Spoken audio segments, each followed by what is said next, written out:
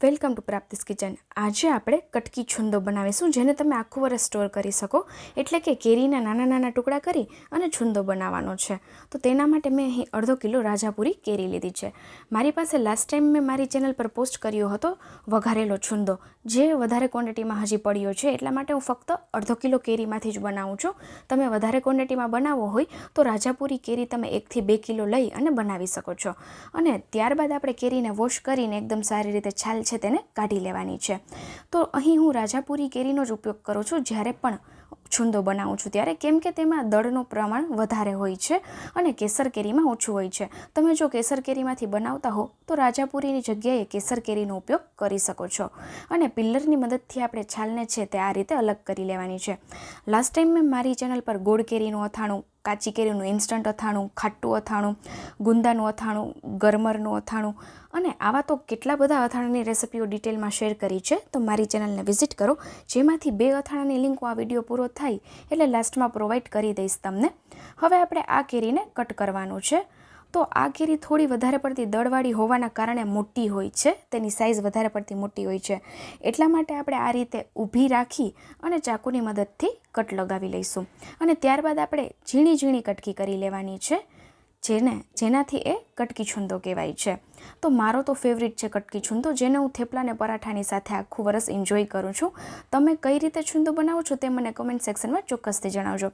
સાથે જ તડકો આપ્યા વગર ઇન્સ્ટન્ટ બની જતો એવો વઘારેલો છુંદો, જેને તમે આખું વરસ સ્ટોર કરી શકો, તેની રેસિપી મેં મારી ચેનલ પર પોસ્ટ કરી છે, જેની લિંક હું તમને પ્રોવાઈડ કરી આપીશ।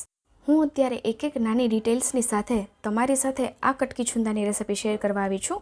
તમે પણ ચોક્કસથી આ રેસિપીને શેર કરો, જેથી કરી બધા લોકોનો પરફેક્ટ કટકી છુંદો બનીને રેડી થાય। અને બીજા અથાણાની રેસિપી જોવી હોય તો મારી ચેનલને વિઝિટ કરો, જેમાં તમને તેલ વગરના હેલ્ધી અથાણાની રેસિપીઓ પણ મળી રહેશે।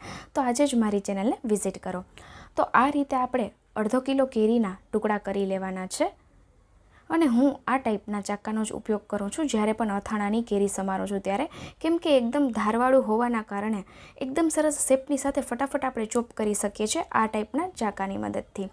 તો અહીં જોઈ શકો છો એકદમ સરસ બારીક એવા ટુકડા આપણે કરી લીધા છે અને અડધો બોલ ભરાઈ ગયો છે અડધો કિલો કેરીમાં। હવે આપણે તેમાં હળદર અને નમક ઉમેરવાના છે। તો અહીં 1 થી 1.5 ચમચી જેટલું નમક છે, જેને ઉપર આપણે આ રીતે સ્પ્રેડ કરી દઈશું। સાથે જ આપણે હળદર પાવડર છે તે થોડો ઓછી ક્વોન્ટિટીમાં લેવાનો છે, તેનું કારણ હું તમને કહીશ। તો હળદર પાવડર છે તે અડધી ચમચીથી પણ ઓછો છે, તેને પણ ઉમેરી દઈએ અને હવે બંને વસ્તુને એકદમ સારી રીતે મિક્સ કરી લઈએ ટુકડાની સાથે। તો અહીં હળદર પાવડરને આપણે સાચવીને ઉમેરવાનો છે, કેમ કે જો વધારે ક્વોન્ટિટીમાં હળદર ઉમેરાઈ જશે તો છુંદો કાળો તો થશે, સાથે સાથે ખાવામાં તે થોડો તુરો અને કડવો પણ લાગશે। તો ફક્ત કલર આવે અને થોડો એવો ફ્લેવર આવે એના માટે જ હળદર પાવડર આપણે ઉમેરીએ છીએ। તો બંને વસ્તુને મિક્સ કરી દેવાનું છે। જેમ જેમ હળદર મિક્સ થશે તેમ એકદમ સરસ કોટિંગ આવી જશે અને સાથે કલર પણ આવી જશે કટકીમાં। અને આપણે હળદર નમક ઉમેરી દીધા બાદ 10 મિનિટ માટે તેને આપણે સાઈડ પર રાખવાનું છે, જેથી કરી કટકીમાં હળદર અને નમક એકદમ સારી રીતે ચડી જાય, તેનો ફ્લેવર છે તે બેસી જાય એટલા માટે। તો આ બોલને આપણે 10 થી 15 મિનિટ માટે સાઈડ પર રાખી દઈશું, બધું બરાબર મિક્સ કરીને। તો અહીં જોઈ શકો છો એકદમ સરસ બધું મિક્સ થઈ ગયું છે। હવે 10 થી 15 મિનિટ માટે બોલને આપણે સાઈડ પર રાખી દઈએ। તો અહીં 10 મિનિટ જેવું થયું છે। નમકના કારણે થોડું પાણી પણ રિલીઝ થયું હશે, તો એ પાણીને આપણે દૂર કરી દેવાનું છે। વધારે પડતું આપણે પાણીને દૂર નથી કરવાનું, થોડું રહેવા દેવાનું છે। એના માટે આપણે આ પ્રોસેસ કરવાની છે। બંને હાથની હથેળીની મદદથી થોડું એવું પ્રેસ કરી અને પાણીને થોડું અલગ કરી લેવાનું છે, આ રીતે જોઈ શકો છો। આ રીતે આપણે જેમ લાડવાને શેપ આપીએ એ રીતે આપણે લાડવાનો શેપ આપી અને પાણીને છે તે પ્રેસ કરીને અલગ કરી દેવાનું છે, પણ એકદમ પ્રેશરથી નહીં, એકદમ હળવા હાથેથી આપણે આ પ્રોસેસ કરવાની છે। થોડો પાણીનો ભાગ કેરીના ટુકડામાં રહેવા દેવાનો છે, તેનાથી થશે શું તો કે આપણો છુંદો છે તે રસદાર થશે જો થોડો પાણીનો ભાગ હશે, અને ખાંડને પણ ઓગળવામાં સહેલાઈ રહેશે, એટલા માટે પાણીનો ભાગ થોડો રાખવાનો છે। તો આ પ્રોસેસની સાથે આપણે બધા કેરીના ટુકડાને પાણીથી થોડું અલગ કરી લઈએ। તમે જોઈ શકો છો આપણે 10 થી 15 મિનિટ માટે જ રાખ્યું છે, એટલા માટે થોડું ઓછું પાણી નીકળશે। જો તમે નમક ઉમેર્યા બાદ 1 દિવસ માટે અથવા તો 4 થી 5 કલાક માટે આ ટુકડાને સાઈડમાં રાખી દેશો તો બધું જ પાણી અને સાથે બધી જ ખટાશ કેરીની જતી રહેશે. તેનાથી આપણો છુંદો છે તે રસદાર પણ નહીં બને અને સાથે જ ચટપટો પણ નહીં બને. એટલા માટે જો તમે એ મિસ્ટેક કરતા હો તો છુંદો બનાવવા ટાઈમે આ મિસ્ટેક ના કરવી. ફક્ત 10-15 મિનિટ માટે જ રહેવા દેવું આ હળદર અને મીઠામાં અને ત્યારબાદ હળવા હાથેથી પ્રેસ કરીને આ રીતે અલગ કરી લેવું. તો જોઈ શકો છો બધા જ ટુકડાને આપણે એક મોટા વાસણમાં લઈ લીધું છે. જે વાસણમાં આપણે છુંદો બનાવવાનો છે એ વાસણ મેં લીધું છે. સાથે જ હવે આપણે અડધો કિલો કેરીની સામે અડધો કિલો ખાંડ ઉમેરવાની છે. જે લોકો બનાવતા હશે એને ખ્યાલ હશે કે જેટલા કિલો કેરી હોય એટલા કિલો આપણે ખાંડ લેવાની છે. હું અત્યારે પીસ્યા વગર ઉમેરું છું. જો તમારે જલ્દીથી ખાંડને ઓગાળવી હોય, મેલ્ટ કરવી હોય તો તમારે પીસીને ખાંડને ઉમેરવી, જેથી કરી 2 દિવસમાં જ ખાંડ છે તે મિક્સ થઈ જશે અને આપણો છુંદો તૈયાર થઈ જશે. હું અત્યારે આખી ઝીણી ખાંડ ઉમેરું છું અને અહીં અડધો કિલો કેરીની સામે મેં અડધો કિલો ખાંડ લીધી છે. તમને કપના માપથી કહું તો 2.5 કપ જેટલી ખાંડ થઈ છે.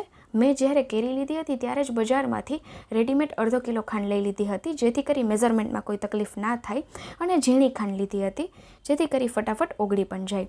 અને બધું બરાબર આપણે મિક્સ કરી લેવાનું છે આ રીતે.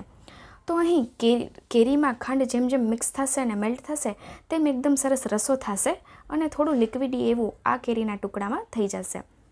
તો જોઈ શકો છો ખાંડ અને કેરી બંને મિક્સ થઈ ગયું છે. હવે આપણે આને ઉપર કપડું બાંધીને તડકામાં સૂકવી દઈશું. તો અહીં હું નેટવાળો દુપટ્ટો લઈ રહી છું. તમે કોટનનું અથવા તો મલમલનું કોઈ પણ આછું કપડું લઈ શકો છો, જેથી કરી તડકો એકદમ સારી રીતે આપણી કેરીને મળી જાય અને છુંદો એકદમ પરફેક્ટ બને. તો હું આ રીતે જનરલી નેટવાળી દુપટ્ટાનો ઉપયોગ કરું છું અને આ રીતે ફરતે વધેલા દુપટ્ટાને બાંધી દઉં છું.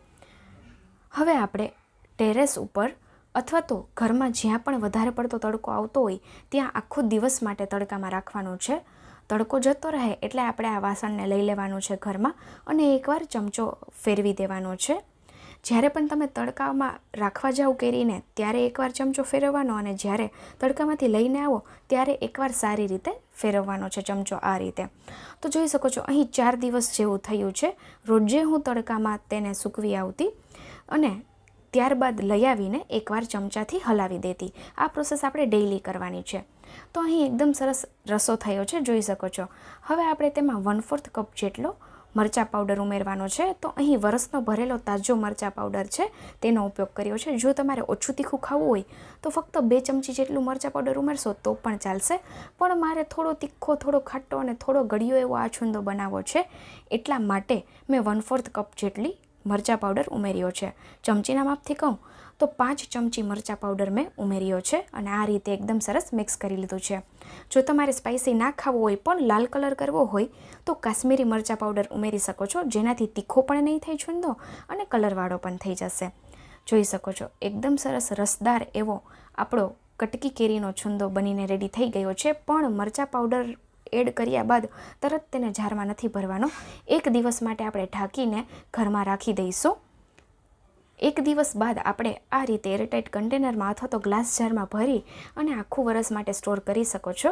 તો જો તમને આ રેસિપી પસંદ આવી હોય તો એકવાર ચોક્કસથી આ રીતે કટકી છુંદો બનાવીને ટ્રાય કરજો અને કમેન્ટ સેક્શનમાં જણાવજો કે તમને આ રેસિપી કેવી લાગી. સાથે જ ફ્રેન્ડ્સ એન્ડ ફેમિલીમાં શેર પણ કરજો અને આવી રેસિપીઓ જોવી હોય તો મારી ચેનલને સબસ્ક્રાઈબ કરજો, જેથી કરી જ્યારે પણ હું મારો વિડીયો પોસ્ટ કરું તો તમને નોટિફિકેશન આવે.